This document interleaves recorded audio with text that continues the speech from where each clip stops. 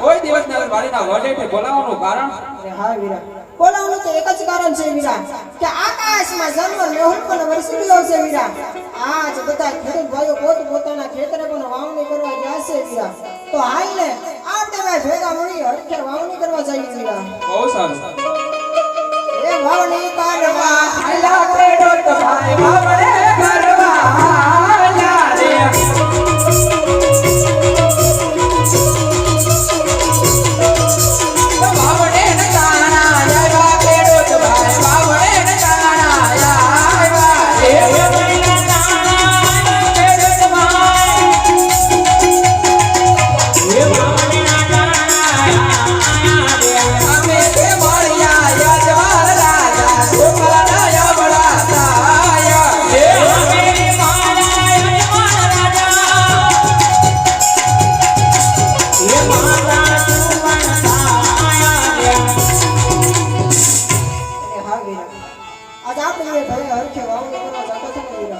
સામેથી આવતા અજમેર રાજા જનાસી વીરા.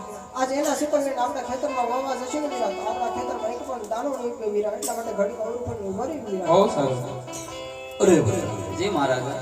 ખેડૂત ભાઈ એના ખેતરમાં વાવણી હોવા જતા આજ આપણને બંનેને જોયા હોવું પડે. શા માટે વિરાટ લઈને તપાસ કરો. બહુ સારું.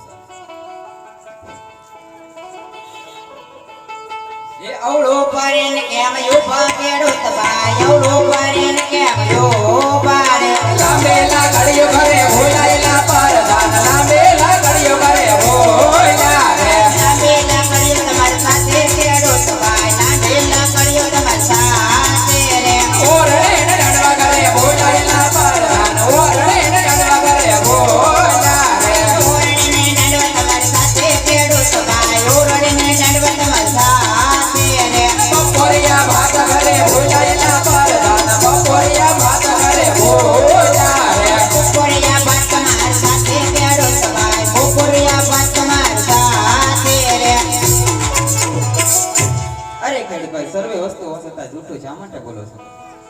અરે પ્રધાનજી, સાસુ અને સત્ય કહેવાથી આપના મહારાજાને કોઈ જાતનો દુઃખ તો ન લાગે? જરા જઈને પૂછતા હો. સારું. અરે મહારાજા, ખેડૂતભાઈ કહે છે કે આપણા મહારાજાને સાસુને સત્ય કહેવાથી કોઈ જાતનું દુઃખ તો નહીં લાગે ને? અરે પ્રધાનજી, સાસુ ને સત્ય કહેવાથી મને કોઈ જાતનું દુઃખ નહીં લાગે. સાસુ બોલે તો મને રાજ તરફથી ઇનામ દેવામાં આવે. એ છતાં લોકો બોલે તો મને શિવશંકર ભગવાનના સોગંદ છે વિરાટ લઈને સત્ય મનાવો. બહુ સારું. અરે ખેડૂતભાઈ, આપણા મહારાજાને સાસુને સત્ય કહેવાથી કોઈ જાતનું દુઃખ નહીં. સાસુને સત્ય બોલશો તો તમને રાજ તરફથી ઇનામ આવે. એ છતાં જૂઠું બોલો તો તમને શિવશંકર ભગવાનના સોગંદ છે. હા પ્રધાનજી, પોખરે ને ઘડીના રાજા અજમલ છે ને, ઈ તો પાપી પેટે વાંજ્યા છે. આજ વાંજ્યાના શુકલને અમારા ખેતરમાં વાવવા જઈને પ્રધાનજી, અમારા ખેતરમાં એક પણ દાણો ન ઉગ્યો. પ્રધાનજી, તમારા મહારાજાને કહો. બહુ સારું. અરે મહારાજા, ખેડૂતભાઈ કહે છે કે આપણા મહારાજા પાપી વેદ્ય વાંજ્યા છે. વાંજ્યાના શુકલ ને જો ખેતરમાં વાવણી કરવા જાય તો ખેતરમાં એક પણ અન્નનો દાણો ન ઉગે. મહારાજ, અરે પ્રધાનજી, આપણા મને રાજા લક્ષ્મી સંગોના સામે દીકરી હોવા છતાં વાંધ્યા કઈ રીતે કહેવાય? ગામ લઈને કહો. બહુ સારું. અરે ખેડૂતભાઈ, આપણા મહારાજાને લાચા લક્ષ્મીને સગુણા ત્રણ દીકરી હોવા છતાં કઈ રીતે વાંજ્યા કહેવાય? હા પ્રધાનજી, દીકરી છે તો પારેકા ઘરની આશ છે.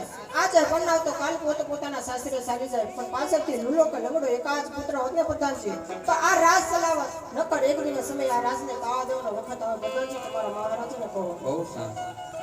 અરે મહારાજા, દીકરી તો પારકા ઘરની આસ કહેવાય. આજ પરણાવોને કાલ પોતપોતાના સાસરે ચાલી જાય. પાછળથી બાડો કુગડો લુલો લંગડો એકાદ પુત્ર હોય ને તો રાજનો વારસદાર બને ને એક દિવસ રાજને તાળા દેવાનો સમય આવે. મહારાજ, આ પ્રધાનજી, ખેડૂત ભાઈને વાત કરી સત્ય છે.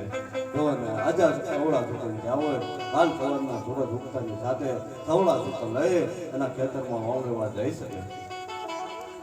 અરે ખેડૂતભાઈ, અત્યારે અવળા શુકન થયા તો સવારના સૂરજ ઉગતાની સાથે સવળા શુકન લઈ ખેતરમાં વાવણી કરવા જઈ શકો છો. બહુ સારું. સુકન્યા લેવા હાલા ખેડૂત ભાઈ, સુકન્યા લેવા હાલા રે. એટલે બધા જી મહારાજા. એટલે આવતા મળ્યું તો બે તો હાલો. બહુ સારું.